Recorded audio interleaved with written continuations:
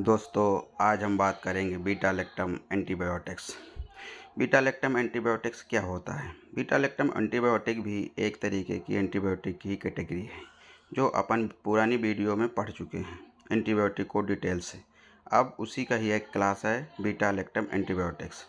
अपन इसके बारे में बात करेंगे। The beta-lactam antibiotics belong to broad category in which all the antibiotics have a beta-lactam nucleus in their molecular structure। मतलब ये हुआ कि जो बीटा लैक्टम एंटीबायोटिक्स होती है ब्रॉड कैटेगरी है, बहुत बड़ा इसका ग्रुप होता है। इसमें जो एंटीबायोटिक्स होती हैं वो बीटा लैक्टम न्यूक्लियस रखती हैं, जिसमें से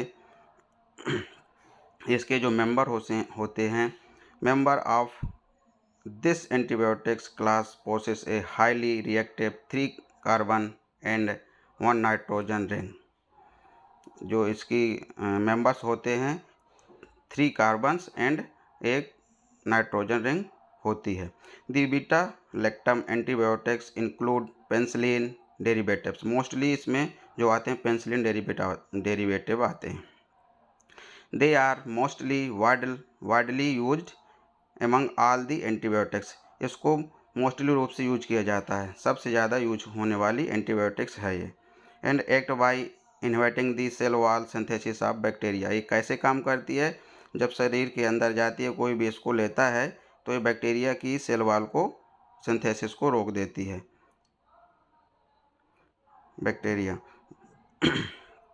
bacterial cell wall. The beta-lactam antibiotic are generally given with beta-lactam inhibitor। जो बीटा-लैक्टम एंटीबायोटिक होती है ये हमेशा बीटा-लैक्टम इनहिबिटर के साथ दी जाती है। बीटा-लैक्टम इनहिबिटर क्या होता है? क्लेबुलिक एसिड। जैसे कि अपन क्लेबम 625 देते हैं तो उसमें अमोक्सिसिलिन प्लस क्लेबुलिक एसिड होता है। जो क्लेबुलिक एसिड होता है वो एक तरीके का बीटा-लैक्टम इनहिबिटर होता है। ये साथ में मिल करके दोनों काम करते हैं और जो ऑर्गेनिज्म होता है काजिंग ऑर्गेनिज्म उसको डैमेज कर देते हैं, उसके सेल वॉल को सिंथेसिस को रोक देते हैं। इस तरीके से इसका क्लासिफिकेशन होता है। Classification of beta lactam antibiotic. Classification इसका दिया हुआ है नीचे। Beta lactam classification beta lactam antibiotics. इसमें आता है पेनिसिलिन, सिफलोस्पोरिन, कार्बामेपिन्स और मोनोबैक्टम। इसमें आता है पेनिसिलिन जी, पेनिसिलिन भी, मेथिसिलिन, नेप्सिसिलिन, ऑक्सासिलिन, डॉक्सीसिलिन, एमोक्सिसिलिन। ये होते हैं पेनिसिलिन से रिलेटेड। और आता है सिफलोस्पोरिन का, इस पर बहुत बड़ा ग्रुप है। इसमें generation first, generation second, generation third और जनरेशन फोर्थ एंड फिफ्थ एक ही है ना। इसके बाद आता है कार्बामेपिन्स।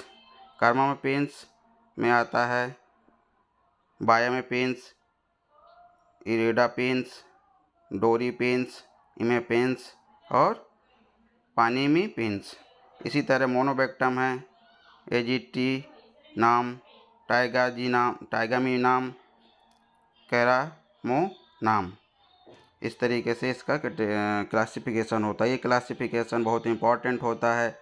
ये हमेशा एग्जिट एग्ज़ाम और जो तुम्हारे एग्ज़ाम होंगे इनमें भी आता है। और कभी कोई अगर गेट की तैयारी करता है ये ज़रूर पूछा जाता है कि किस कैटेगरी का कौन सा ड्रग है और क्या काम है इसका। इस तरह सिफलोस्पोरिन में फर्स्ट जनरेशन में आता है एम्पिसिलिन, सेप्टासोक्सेल और सिफालक्सेन, सिफेलोथीन, सिफाप्रीमिन।